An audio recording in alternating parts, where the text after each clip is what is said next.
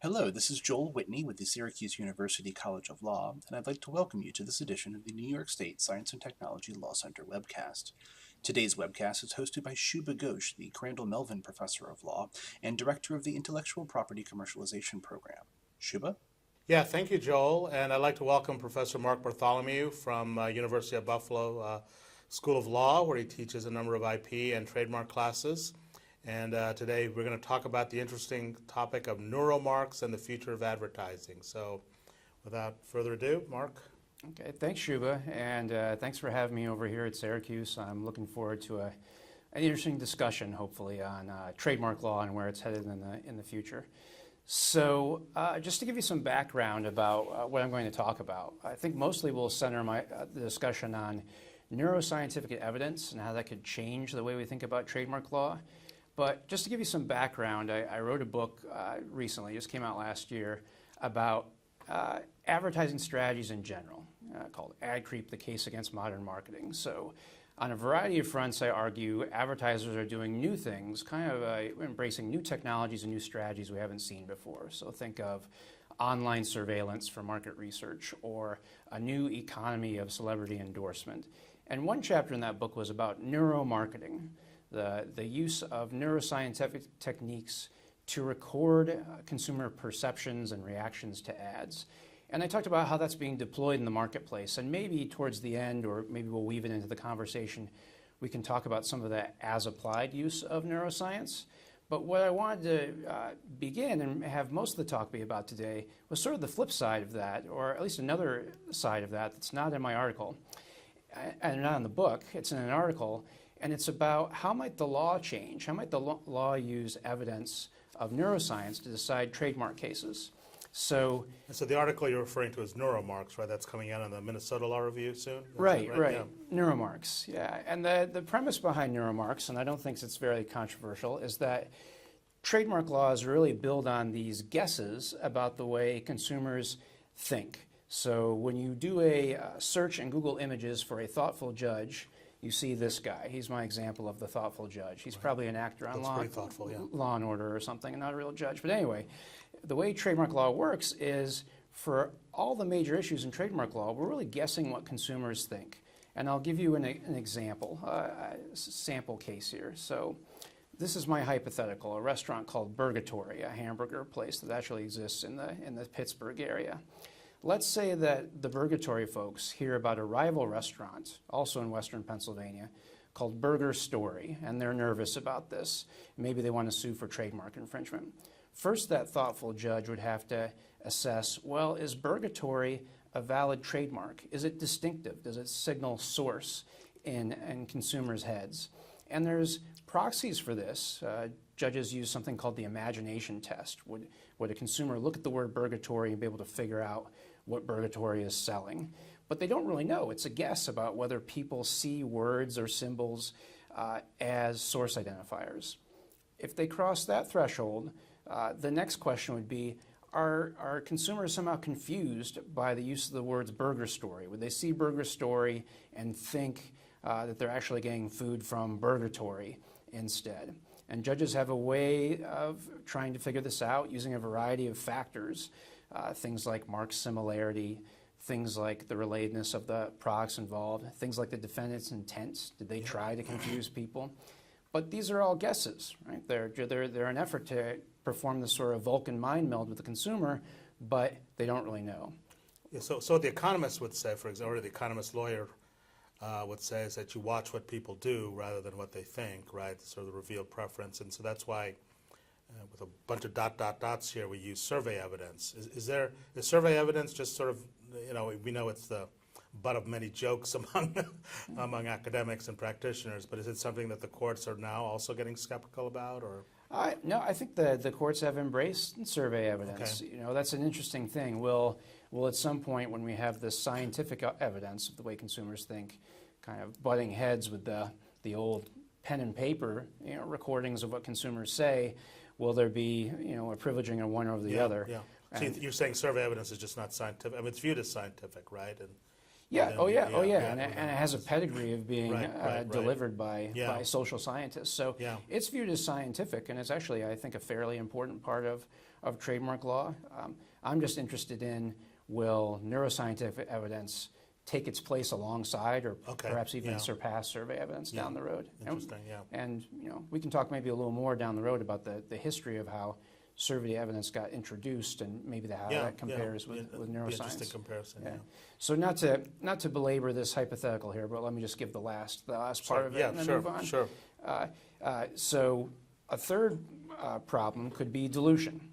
So let's say that a pet food manufacturer starts selling Burgatory brand dog food without the Burgatory hamburger chain's permission. Well, courts would have to investigate if Burgatory wanted to pursue a trademark dilution claim. They'd have to investigate, are consumers really likely to associate Burgatory pet food with Burgatory the restaurant? And is that somehow going to diminish the reputation of the Burgatory mark? And we have proxies for that the judges rely on, the thoughtful judge again, but we don't really know. We can't get inside consumers' heads. And so what I'd like to do here is maybe talk a little bit about the state of the art in consumer neuroscience. What can these scientists do at this point? Think about likely pathways with how this might enter the law of trademark. And then third, if we get to it, talk maybe about whether these likely pathways make sense, whether they be good or bad. This is great. I don't want to keep you from that. I think it's really great. I mean, one of the things that's interesting, though, is about, again, to go back to the survey evidence versus the neuroscience, is that the survey evidence doesn't really kind of capture the intensity of the association. Neuroscience seems to be, related to, I guess, an area called hedonics.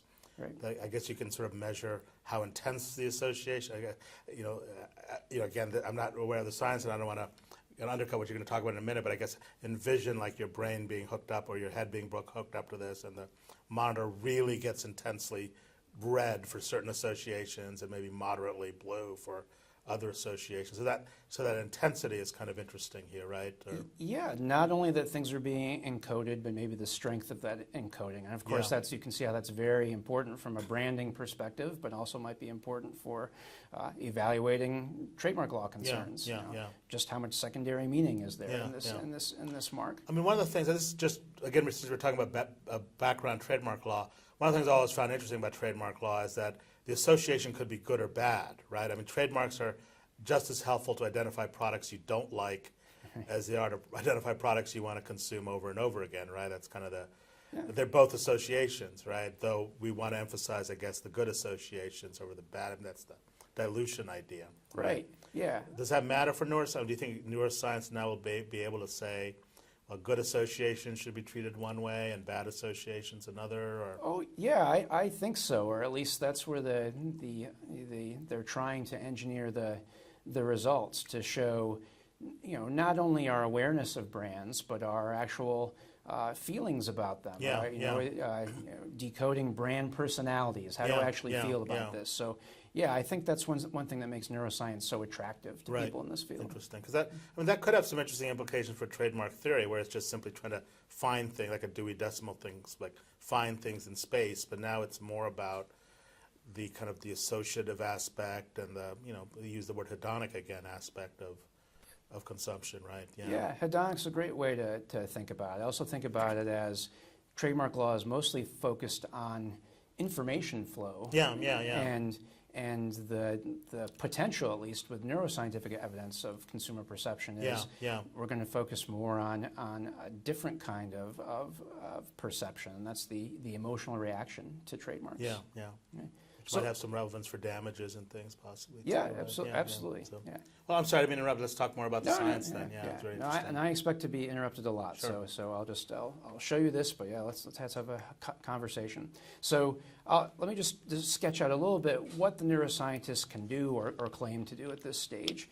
And before I get into that in depth, I just want to pay tribute and acknowledge one article that was written a decade ago called Gone in 60 Milliseconds, Trademark Law and Cognitive Science by Rebecca Tushnet. And what Tushnet said in that article is we should be really wary of these psychologists coming in and trying to test these phenomena. She offered some studies of the time that people had used to try to show that dilution was a real phenomenon that the law should take seriously.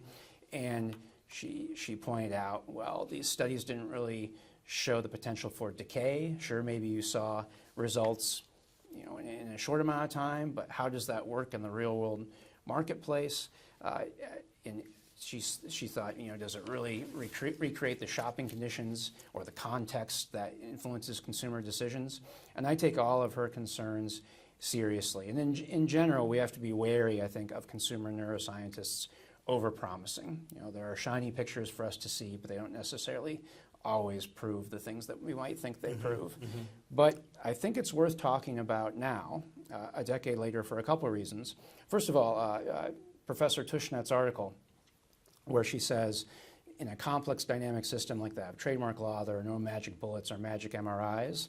I think that's absolutely true, but her article really focused not on neuroscience. It just focused on studies of reaction times. So you'd show participants maybe a slide with Heineken popcorn, and then they'd be at a computer, and then they'd be shown Heineken beer, the actual brand, and they test how long it would take for them to punch yes or no as far as what was that an accurate representation of the brand in the computer.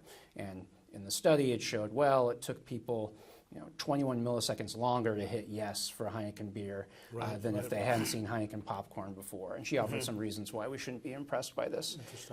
But regardless of that, that's not neuroscience. That's just reaction times on a computer.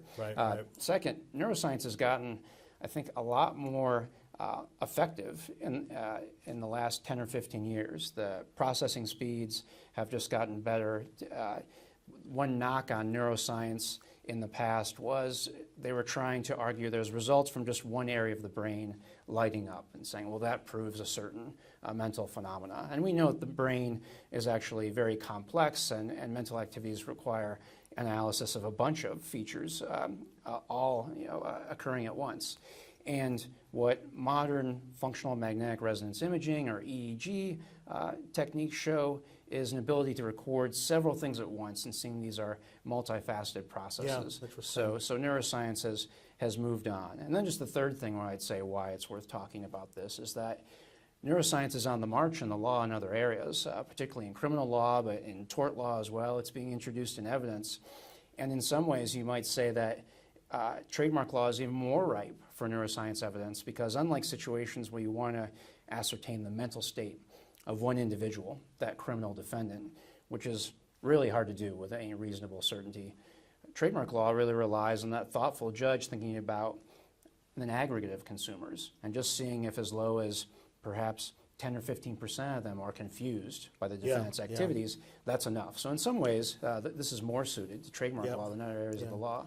Are you seeing companies using this? So we were talking largely about after the fact, but in terms of developing a brand, because at some point then there's sort of this garbage in, garbage out aspect to this. In other words, the companies, first of all, use the technology, whatever it might be, to develop the brand, and then they use the same technology to kind of create the scientific evidence in court to show this, right? But is there any evidence of the first thing happening, or is there indication that companies are using it to say, So I would say just about every Fortune 500 company is using this now, whether in in-house departments or in the advertising agencies they hire, they're using neuromarketing. I can give you one example here, and maybe we can talk about more examples later, but I'll talk about Cheetos, right? So Frito-Lay runs Cheetos. They used images of different people consuming Cheetos that they thought about using in commercials. And they asked people in an analog way, what do you think? What parts of this do you like? What do you not? And the number one thing people said they didn't like is that we love the taste of Cheetos, but we don't like when the orange snack dust gets on our fingers. That's messy. That's a downside to Cheetos consumption. But then they also put people through fMRI scanning, watching the same images, and at least according to the researchers, they saw a pleasurable sensation light up in people's heads when there were images of the snack dust on the fingers. And the Cheetos and their marketing team took this information and said, what we're going to do? We're going to kind of leverage this and emphasize this part. Maybe people get sort of a pleasurable sense of subversion when they eat Cheetos. Maybe it takes them back to their childhood, what have you. But that campaign goosed Cheetos sales by $47 million. So that's one example of this being used in the marketplace. To design the brand and design the product. Interesting. So getting back kind of to the academic side of thing, and what consumer neuroscience can show us. The way I got the idea for the title of the article, Neuromarks, was through this recent study. And let me just describe it in a little bit of detail here. What the researchers did is they took participants and had them see about 42 logos of famous brands. Hopefully you can see them up there. Levi's and Budweiser and Toyota. Ran them through the fMRI machine and looked at the results. Then after that, they had people fill out a standard pen and paper assessment of brands, rating them as far as familiarity and certain attributes, reliability, sophistication. And they withheld 2 brands from this analysis. So they compiled all this data in both ways, but they said we're going to leave out Disney and we're going to leave out Gucci. And what they tried to do to test their results, they said we're going to be able to predict what a brain will look like on Disney and what a brain will look like on Gucci based on the other data we've already accumulated. And according to the researchers, they were able to predict it. They were able to, just based on the pen and paper results that people filled out about Disney and Gucci, they were able to say, yeah, this is what a brain will look like on them. And they said there was a high level of correlation. And so based on this, they say, you know what we can do? We can develop a map of trademark personality or brand personality for every one of these brands. We're going to rate them on important attributes, excitement, competence, sincerity, ruggedness, and sophistication. And that develops this kind of pentagram basic structure here. But each one is a little bit different on these attributes. And we can see that in a representative sample of consumers' heads. Right? So the first neural scan that you showed, is that an average, or is that the typical, or what is that being? So that's an representative? That's an average. And one thing I think that people might quibble with, well, there's plenty of things to quibble with in this, and let me get some of those out on the table. One thing is you're putting people through an MRI machine. Is that really like shopping in the marketplace? Are these results subject to decay? Kind of the same things that Tushnet pointed out in her article about more analog tests. So there's reasons to be suspicious of this. Nevertheless, this I think that there's an impressive concept at work here that we can somehow define brand personality a priori without even talking to the consumer. We can just kind of scan them through here. And at least according to the researchers, and if you look at the results, even brands in very similar product categories, think IBM and Microsoft, think BMW and Mercedes-Benz, those are distinguishably different. We can tell the difference between somebody envisioning BMW versus envisioning the brand personality of Mercedes-Benz based on this.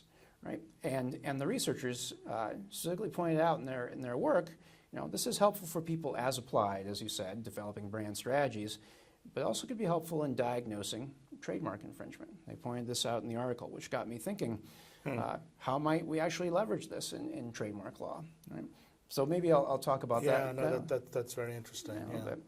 It's just curious what it's being envisioned. I mean, this whole idea of, again, I'm trying to map it onto this notion of hedonics, but this is not about pleasure or pain anymore. This is just largely about what the image looks like in your. It's basically trying to create some sort of a vision of what your imagination is, right? I mean, you think about Walt Disney, right? Isn't that their line, "A world of pure imagination" or something like that? Right, so this is trying to make that more concrete or measurable and quantifiable. Is that I think so. Yeah, and how successful they have been at stimulating people's imaginations and telling a story about what these brands mean. How successful are those narratives? Before we've been able to measure, well, how good are you at recognizing the brand? Right. How familiar are you with it? But now, we have a potentially richer portrait of, what are our feelings? What are the stories we tell ourselves about brands? Yeah, I mean, this is really interesting for how it relates to other areas of intellectual property, like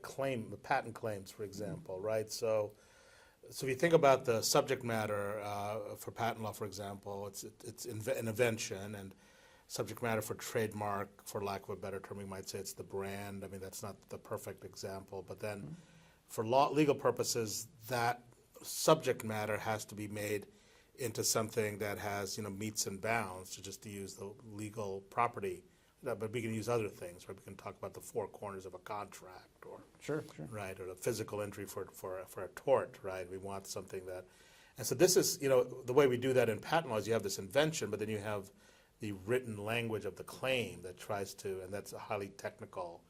So this is almost like a trademark claim, it sounds like, right? In other words, so instead of the image of, and here specifically the brand would map onto the logo for Walt Disney, or the logo that you had before, right? Right.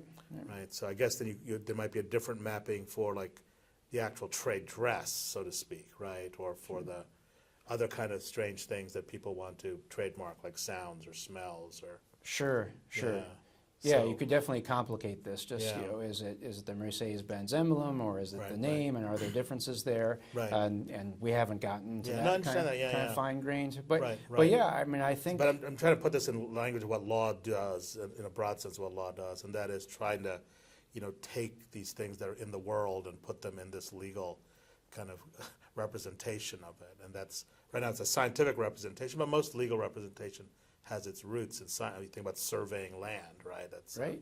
It goes from the astronomy to what the metes and bounds are. So that's interesting. And so I just wanted to point that out. And I mentioned kind of the non-traditional trademarks, right? So one of the criticisms of trying to trademark like a smell or a taste is that how do you get that legal representation? Yeah. And so I assume that can be done here too. They can drink Coca-Cola, or they can drink RC Cola, or whatever it is, and there'll be a different Yeah. thing that comes out. I think They that's can one thing. smell. Yeah. I think that's one thing that's very attractive about this. It Yeah. seems to be something you can grab onto, meets and bounds, I guess, as you say. So something not only that the advertisers can use to figure out where their brand message extends, but potentially we can use it in law. And as I'll Right. mention in a bit, I think the law has been held back. It's capacious enough to potentially allow stronger, more expansive trademark claims, but there just hasn't been the evidence for it, or the thoughtful judge has been nervous about going too far into speculation about the way we feel, the way we experience brands. But this potentially offers a way around that. Yeah, interesting, yeah. So how might this kind of thing affect the law, right? What are the likely pathways? Well, one thing I think, and I get excited about talking about this stuff, but I don't think that it will be a situation where we'll just roll people in and have their brains scanned, and that will determine trademark disputes in the future. We won't replace everything that's happened before. And the reason I think that is a couple things. One is the, albeit brief, history we can go off of law and neuroscience, how it's been experienced in the law so far. And two is the larger relationship between law and psychology. So just law and neuroscience so far, when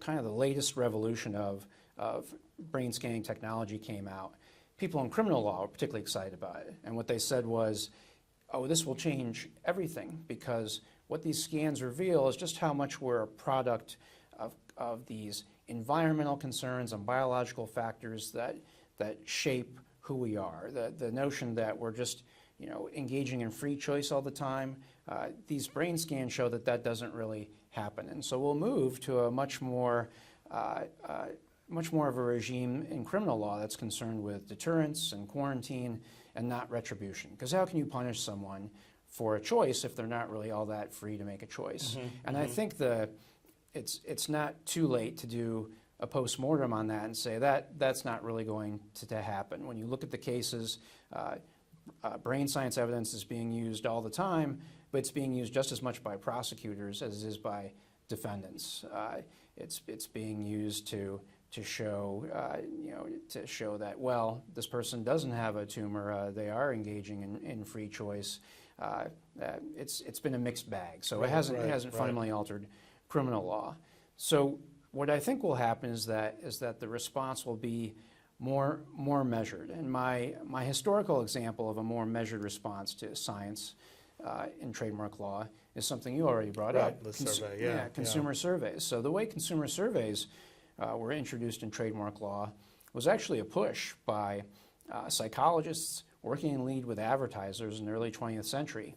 And they made an argument, judges are biased, they're not scientifically trained, let us do it, we're the experts. And this was an era, in the progressive era, very much believing in experts to help decide legal disputes and other things, get the experts on board. And so judges, some of them more reluctantly than others, gradually allowed in more and more survey evidence in trademark cases starting around the 1920s. But the way it was done is there was no thought that, well, we'll replace the framework we already have for adjudicating trademark disputes. This will just be good evidence that will come in. It will be evidence of actual confusion that we can fold in the judge's discretion on other disputes. And so the legal scholar Harry Calvin talks about a middle range for the way that social science influences the law. And really the idea of the middle range is that for things that are common sense, we don't need scientific evidence and it won't really enter the law. And for things that are kind of fundamental premises, perhaps like the idea of blameworthiness in criminal law, it won't change that either. But in this middle range, there can be an influence. And I think we see that with the consumer survey evidence in the early 20th century. Didn't shake the fundamental premises of trademark law, but it didn't seem like common sense either. Judges were somewhat uncomfortable with taking the temperature of shoppers in a relevant consumer pool. Maybe they could assess the credibility of a witness on the stand. They felt they were pretty good about that. But deciding how shoppers experience things, so they were not so sanguine about their abilities there and willing to allow in experts. So again, to look at analogies. I mean, within IP, you have great analogies outside of intellectual property. But you think about something like the substantial similarity standard in copyright law. I mean, patent law and copyright law were very similar, at least in the 19th century, as far as infringement, because it was about kind of this vague sort of comparison that wasn't, maybe it was too subjective on the part of the judge, it wasn't viewed as scientific, whatever the common sense of it got lost, right? I mean, or maybe didn't exist. So patent then moved away from that through claiming, which tried to give more of a sort of a language-based, word-based approach to doing this, and consumer survey is sort of doing the same thing in the sense of trying to have that be the point of comparison. I mean, whatever. I mean, I'm sure there are interesting connections that could be made with what was happening in economics at the time, right? As you talked about earlier in terms of consumer choice theory and some of the developments, and that'd be interesting to talk about that, But this is kind of a great example of how these kind of techniques of writing, of putting things down, of whatever the right metaphor is, kind of is meant to sort of guide the judge and give some sort of more scientific credibility, scientific in the broad sense. Arose. And we can think of plenty of examples, perhaps, where this kind of thing that was appealing to judges, that offered some scientific authenticity, didn't always work out so well. I think of phrenology a long time ago, which influenced the law enforcement and the judicial system at times. Or there are people who are very much critical of latent fingerprint evidence, today. But that's become a bulwark of adjudicating a lot of criminal law decisions. So sometimes this can come in and be accepted, but there's not always a good reason to accept it, right? But we can see why it's sometimes influential. And I guess you see that in copyright, especially as you go beyond the book, right? I mean, I think you mentioned Rebecca Tushnet earlier has written about this, but I mean, when you're looking at substantial similarity, comparing two books, it's one thing. Then you get into comparing the book with a play, or a book with a movie, or a movie with a play, or you find all these different combinations of forms of representation that are not really comparable. Right, and how do you compare them, right? That's tricky. And it's also just interesting thinking about comfort levels in making these analyses depending on the kind of works we're talking about. Learned Hand has no problem saying, well, these two, plays, I can compare those and tell you if they're substantially similar. But when we're talking about things like computer software, or music, then there's a lot less comfort with making those kind of comparisons. And it's interesting. I think you may have alluded to this, the way the bar plays into this, right? Because if you don't have something that's credible, then the bar becomes less credible, right? What does it mean to be a trademark lawyer? You're the one who, figures out what confuses consumers based on that. I mean, I mean, that's probably the state of survey evidence now, right? Yeah. It's kind of okay. And so maybe like the Neuromarks or the Neuroscience is trying to give some more credibility, not just simply to the judges, but also to the bar in terms of what they can offer clients. I think so. In the story of survey evidence, the bar was intimately involved with touting this as reliable and getting it before judges. I think without the bar being on board, it wouldn't have had the impact it did. So it was these professors at elite schools did their own analysis of trademark infringement cases, says, look, when you had it wrong, Judge, we did it in our laboratory conditions and we noticed these differences, and it was Edward Rogers and other important members of the trademark bar who said, we think they're right. This should be taken into account in trademark infringement decisions. Yeah, I think Robert Bone, for example, wrote about how trademark dilution and things under the Lanham Act largely were bar driven. It gave the bar something to do. Yeah. New markets to conquest, so to speak. Yeah. So don't forget the lawyers, I guess, is an important part of the story. Yeah, this is not anti-lawyer or anti-bar. It's just interesting the dynamics behind it. Yeah, no, it makes sense that they're involved. And certainly with patent claiming, because then that created a whole new type of patent bar, right? Because you had to have a new type of bar, right, that had to deal with that particular area. Yeah, always good to Arcane claim language, very specialized expertise, Yeah, right? That's yeah. an important part.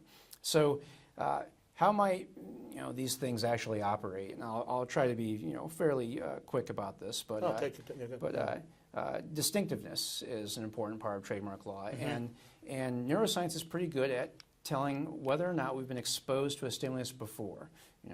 Has there been prior exposure to this? So I think we could see with the concept of acquired distinctiveness relies on pretty crude proxies some of the time. How much have you spent on advertising? How many years have you been selling this product? We could see evidence of, well, look, when I do a neural study of people, 50% of them, it shows that they've experienced this brand before. That could be good evidence of secondary meaning. So we might see it interjected there. On evidence of confusion, the way the consumer neuroscientists talk about it is they suggest that, well, you could have these neural signatures, these perhaps like these pentagram things I showed before, and we'd look and see, how about exposure to the defendant's stimulus? Does that trigger the same neural map, the same brand personality, or what I call the neuromark?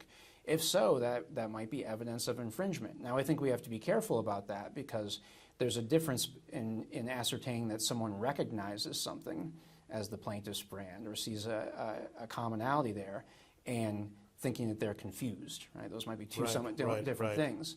But what I would say is when we evaluate whether or not infringement has occurred, courts already put a lot of emphasis on marked similarity in the factors. That's a key factor. And so in a way, what these studies might show is a finer-grained, perhaps more reliable or more impressive way to evaluate marked similarity, which right now is just judicial guesswork for the most part. That's what I mean. Not to go fast forward here or any kind of spoiler alert, but maybe all of this it's fascinating, but maybe it'll all end with a whimper because now there'll just be another factor in the sleek craft or the Polaroid factors, whichever one, right? So it'll be the things you mentioned, however they are, 7 or 8, and now new factor 8 that says neuroscience evidence, right? Which is kind of a sad way, I guess, or maybe the right way for this to end, or just a... Yeah.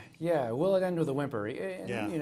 Time will tell, right? I think that, Bart and Beebe and others have done some empirical work on which factors count more than others. They're not all created equal. Of course.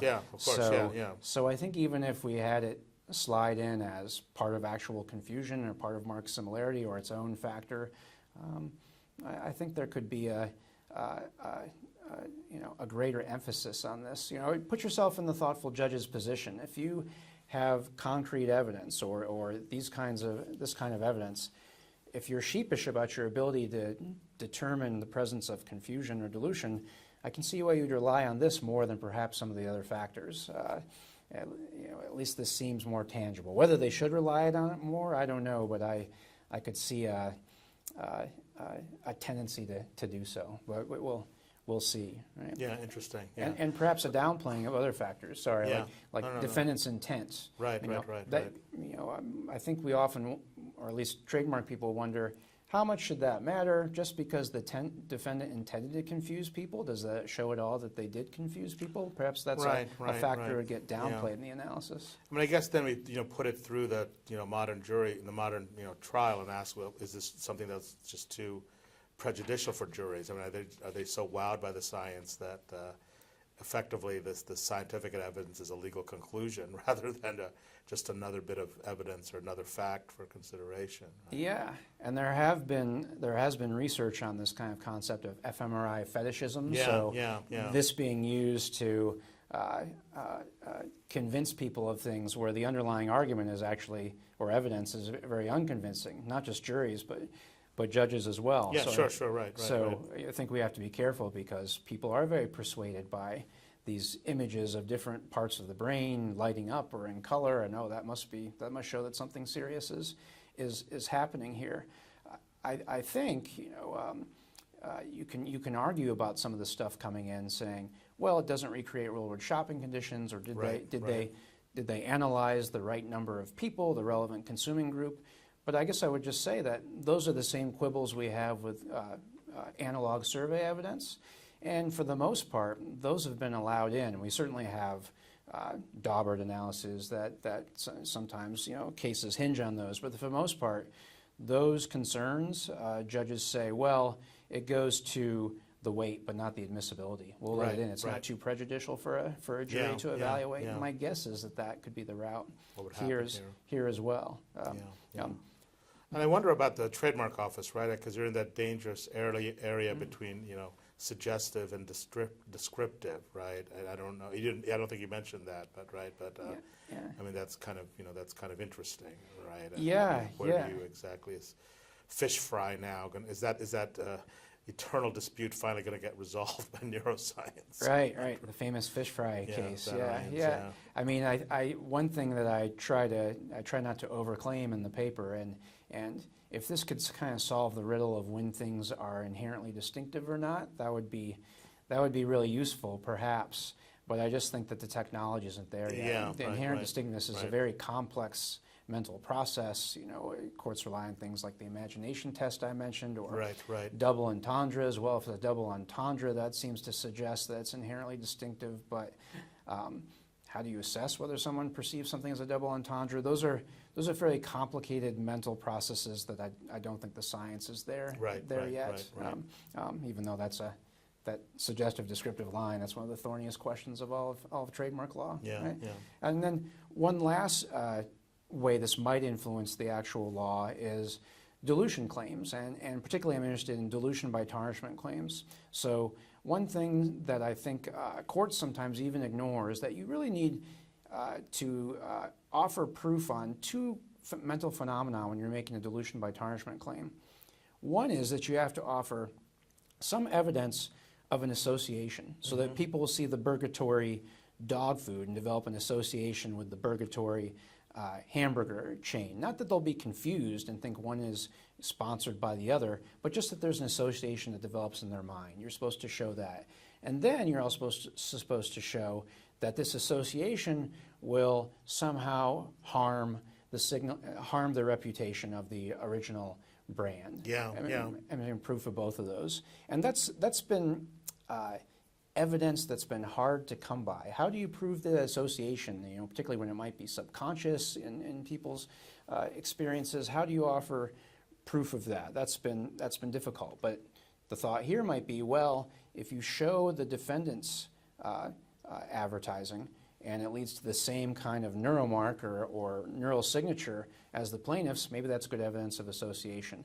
And then for tarnishment, eroding of that brand reputation, maybe if you take a snapshot of people, before the defendant's conduct and then after the defendant's conduct, or after they're exposed to the defendant's conduct, and you see, that reputation for sincerity or ruggedness or what have you decline or diminish, then maybe that's evidence of tarnishment. That would be the thought. And so, I have a slide up here. The way courts have handled this so far is, I think they've said, well, it's really hard for us to figure out tarnishment. How do you figure out harm to reputation?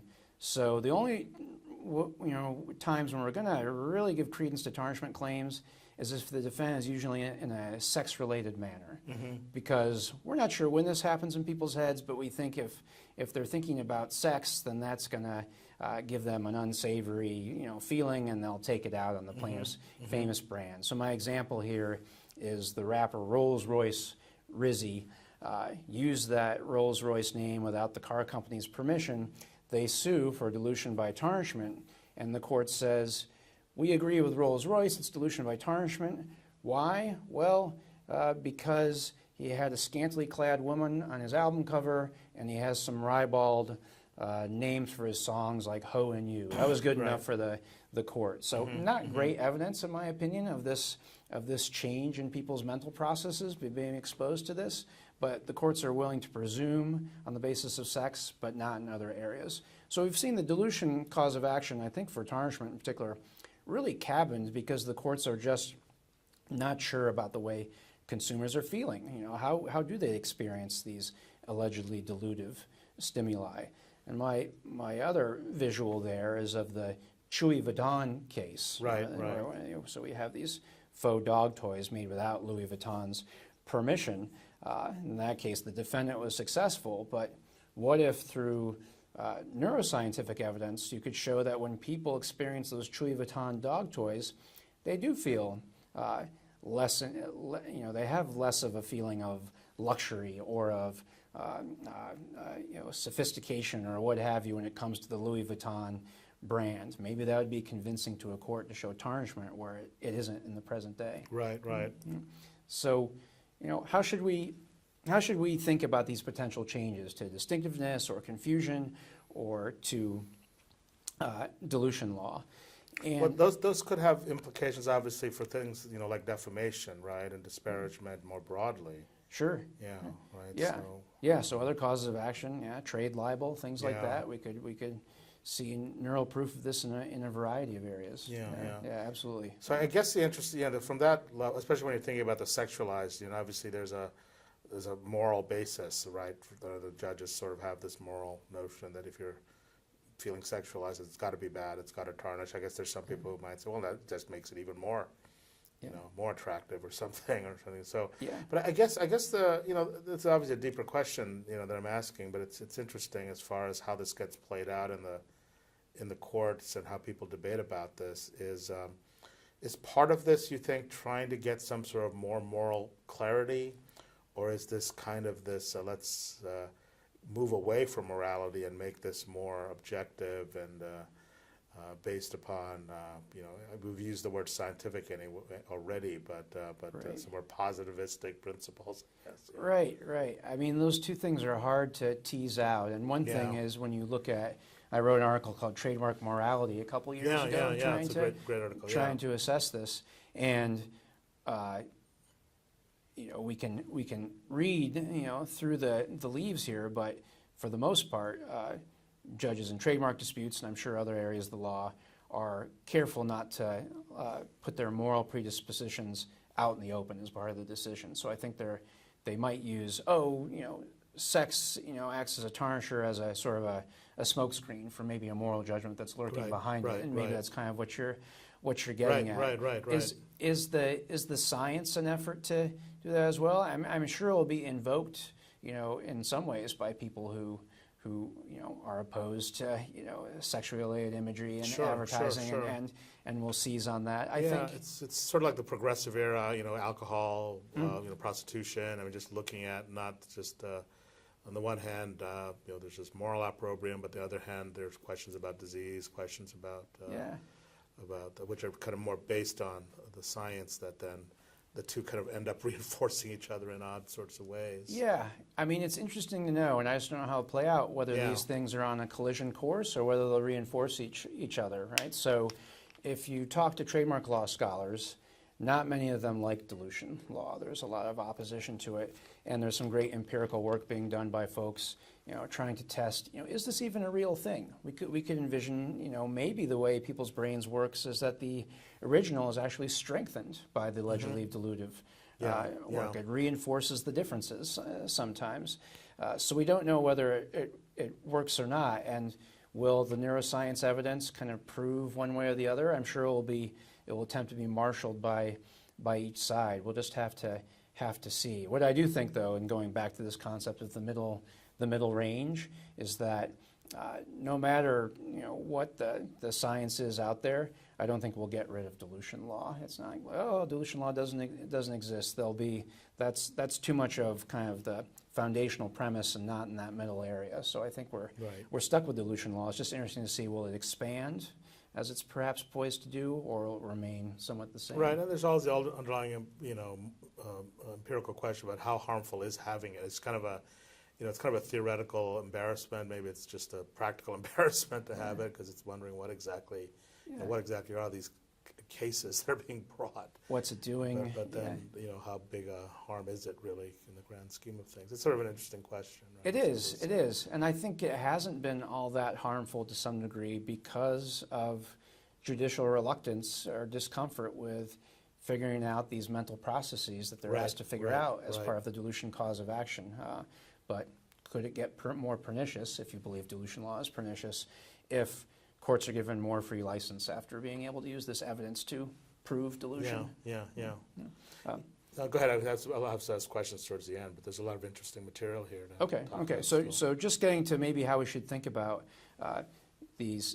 how the law might change this neuroscience evidence and whether it should. So, one thing I think is that, and we've already talked about some of the reasons maybe to be skeptical of this or nervous about this, people who are too wowed by these images, or episodes in the past where the legal system has embraced a particular scientific result, and it turns out not to be that reliable in the future. So we need to be nervous about it. And also, one thing I think we should note is that inevitably science is not neutral. It's influenced by the folks who are conducting it and the people who are sponsoring the research. When you talk about consumer survey evidence in the early 20th century, that was sponsored by a particular group that was very sympathetic to established brands. And those surveys tended to emphasize a consumer with limited cognitive resources who was more easily fooled. And that benefited the folks who were suing for trademark infringement, the established brands. So we have to think about that here, whereas the companies with the resources to spend money on this, because it is still very expensive to send people through MRI machines. It's not cheap. Are people who are probably sympathetic to making it easier to prove distinctiveness, or easier to prove confusion, or easier to prove dilution. So I want to think about, how do we have a normative guidepost for whether these changes are good or bad? And the predominant normative guidepost we have today is this search cost model, which says that, well, how do you evaluate whether a legal rule makes sense or not in trademark law? It's whether or not there are obstacles being thrown up in the experience of the consumer that makes it harder for them to go about just finding the goods or services that they want. Right? If it's an obstacle for that, then perhaps the law needs to restrain the kind of behavior that's going on. But I think the problem with the search cost model is that it doesn't have a logical stopping point. So those few milliseconds of consternation, maybe that's cognizable under the search costs model. So and where we have these neuroscientific techniques that can measure, very fleeting emotions or fleeting, thought processes that only last for a second, like that. Should that be considered a way that we decide these cases? So I think we need something more, and I'll just introduce this concept that's probably familiar to a lot of the folks watching. Of the two systems of decision making, System 1 and System 2. So Dan Kahneman and others have this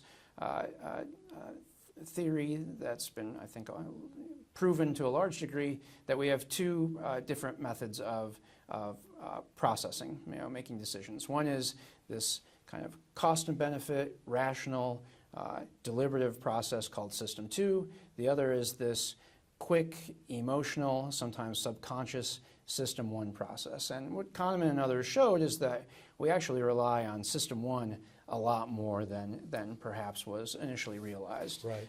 And that's, that's both a good thing and a bad thing, but it's something that we don't always appreciate. Right? Well, how does that relate to how we figure out about these changes in trademark law? Well, I'll just give you a couple thoughts. So my Rolls-Royce RISI example, going back to that, that's a relatively different concern from traditional trademark law. I think we can tell a story of traditional trademark law being worried about System 2. Did people have accurate factual inputs to make rational decisions in the marketplace? Were they getting the correct information? When we had a different model of the consumer, we realized they were more harried. They were more easily fooled. But it's not like they were acting under the basis of emotion necessarily under the theory. It's just that they had time pressures, and the search cost model wanted to save them from unnecessary mistakes when it comes to information. And I think that's basically a System 2 analysis. But when we're talking about the Rolls-Royce RISI example, you're making an argument that people see his work and his name and develop an unsavory association with the Rolls-Royce luxury car brand, even though they know the two are not entered into any formal partnership, even though they know there's no relation. It's a whether it's conscious or subconscious, it's an irrational reaction. And one thing I find interesting is these people who research disgust studies and all these things that we involuntarily, irrationally respond to when it makes no sense at all. And so that's what I think of with this, and that's System 1 thinking. And if we recognize this kind of evidence and change the law of dilution to favor Rolls-Royce and not Rolls-Royce RISI, I think one concern, well, I'll give you a couple of concerns. So one concern is it's harder to measure emotion than some other things, like just familiarity, as I've said before. So even though I think the neuroscience is getting better and better, we're on a little bit shakier empirical ground when that comes in. So that's one reason to be careful. But another thing is I think that if we let this evidence in, there might be a harm to consumers' emotional literacy. And what do I mean by that? So even though we have this search cost model, I think you can make an argument that the marketplace, the consuming world, should not be frictionless. That's not what we're going for. And so Fred Yen and Sonia Kadial and some other people have written about actually a little bit of confusion is good, not just because we're worried about other principles like free expression and competition, but also because it gives the consumer a bit of training to be on their guard, develop strategies, so they're not confused out there. And so a little bit of confusion is actually desirable in the system. Of course, not tons of confusion. And I think maybe similarly here, if people aren't exposed to slightly alternative takes on that emotional signature, the pentagram of the Rolls-Royce brand, then they're going to be less emotionally aware. They're going to be more inclined to accept the argument that Ford trucks are built Ford tough and that Apple thinks differently, and they'll be less able to kind of distinguish the truth from just the salesmanship of those emotional appeals. No, right. I mean, it's the skin knees kind of theory, right? I mean, it's sometimes, child cruelty or abuse being defended, but sometimes, they learn, right? Kids learn from falling off the bike and things like that. So there's that. But I guess that assumes some sort of learning process, right? I mean, that one of the things that's interesting about this neuroscience is how much that it kind of underscores the tension underlying trademark law. Are people really using it for search, or are they being dragged? In other words, you have economists like John Kenneth Galbraith who say advertising is just, it's really just about leading rather than or pushing. Or the Bob Gordon has the famous line that an economist who thinks is someone who thinks advertising is about providing information. Right? It's so you have this literature about advertising and persuasion and kind of and in some ways the neuroscience is making you one way to kind of take that is whether it is all deterministic in some ways, right? That there are just these things in the brain that somehow either consciously or unconsciously companies can know how to push or pull. It doesn't really matter whether they're doing it rationally or not. They just kind of figure out how to do it, right? So, I mean, this sounds kind of it's not it's not PC to be deterministic now, I guess, ironically, right? But what do you think about that kind of view of it? I mean, is there a deterministic theory that we're kind of missing here? Yeah, I mean, so no respect to disrespect for Sonia and Fred there, but there is a kind of an assumption that there is learning, right? Right. There's an assumption. There's learning, and that's hard to know. I think they have some good arguments, but I don't know if they prove the case. And you're right. I mean, the fundamental question here is: do the advertisers instill exogenous preferences in this, or are we still have the wherewithal to kind of sort through this information and decide what best satisfies our preferences? I don't have a clear answer to that, but I think it maybe goes to a next point, at least about what we should think about in confronting this evidence. So, one thing we can wonder about with trademark law is, should it just be passive and just kind of envelop new advertising strategies, or is part of its role to actually approve or disapprove of certain new advertising strategies? And for the most part, it's been passive. A good example is merchandising right cases. So, think of someone selling an unauthorized John Deere T-shirt as opposed to a tractor company putting a faux John Deere emblem on their tractor. You can argue there's not a good reason to stop the former, a strictly ornamental use of a trademark, but that wasn't much of a speed bump for the courts when these merchandising right cases started to come in. I think that's more of the kind of the passive view. But there have been situations where courts have been more active and actually grappled with, is this an advertising strategy we want, because it influences the consumer in ways we don't appreciate. A good example is the scare over subliminal advertising in the 1950s. So here's the classic side from Vicary's experiment during the screening of the movie Picnic with Kim Novak in the New Jersey movie theater. People who watched the movie saw for a flash of less than a tenth of a second, not enough to consciously process it. These messages, drink Coke or hungry, eat popcorn. According to Vicary, people flocked to the snack stand. Turned out this was all a hoax that came out later. He was kind of a charlatan. But for my purposes, at least, and this is something I talk about in the book because we're getting more to the applied use of neuromarketing. The reaction to the scandal was more interesting. This crossed a line, I think, between acceptable persuasion and unacceptable manipulation for people. And so states started to pass laws. Vicary was hauled before Congress and for the FCC. This was something that they just decided was not a tolerable advertising technique. And some people argued for it. They said, look, you don't have to waste your time watching ads this way. It's painless. But the clandestine manner of this seemed to get around ideas of the autonomy of the consumer in a way that we weren't willing to tolerate. So is there a parallel here? So here's my slide for the Cheetos example. People, they don't say that they like the Cheetos dust on their fingers, but that's what's being operationalized in the advertising. Or another example here is Jack Daniels did a thing where they had people in focus groups, and they said, well, do you like these kind of old-timey, authentic, emphasizing the heritage of the Jack Daniels brand? That's our thoughts for a new campaign. Or do you like kind of images of more nubile spring breakers? At least to their face, they said, oh, we like the authentic old-timey ads.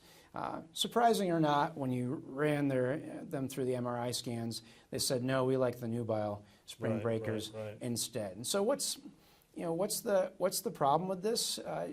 Maybe the concern at least is that it's anti-democratic in a way that market research wasn't in the past. So the thing that neuromarketers like so much about this is that the consumer doesn't get in the way, because consumers often aren't in touch enough with their own thought processes to give an accurate read on how they feel. That was some of the responsibility for the debacle over the introduction of New Coke in the 1980s was blamed on that. People just weren't able to signal how much they love the diehards, the original brand, as much as they really did.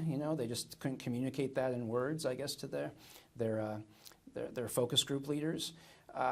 There's also, just not being honest, maybe being embarrassed. Maybe there are certain things that you're attracted to in an ad, like in this Jack Daniels example, they're not willing to reveal. And in the past, the methods for market research were arguably more democratic. You voted with your wallet and you showed people your purchases, or you talked to people in a focus group, or you filled out a survey. People loved being members of Nielsen families, where you filled out a diary, or later you had the Nielsen box on your TV, because they thought they were telling NBC and CBS and their associated advertisers what they liked, and they were affecting change. But here, and maybe this gets a little bit to the deterministic or not question. Here, this is just supposed to offer an unvarnished view that the advertiser can tap into, and maybe it leads to better satisfaction or preferences. But maybe it doesn't. But regardless, you're not giving the consumer a voice, perhaps, in the way they used to. I've read enough information theory to know that I don't really fully understand it. I mean, so like you think about Claude Shannon and notions of information entropy, right? That where and when you think about the democratic model, it's just you've got like information scattered. It's diffuse, diverse. It's incoherent maybe in some sense, but the audience can interact with it and take what they want and piece it together and put it. But now and I always get confused about whether it's the entropy level going up or down. But now with the Neuromarks, it seems like that it's more homogeneous in terms of the type of experience. And that strikes me as part of what makes it anti-democratic, is that it's not just simply the consumer choice over what they buy. It's just simply the consumer interaction with the information that's out there in the media.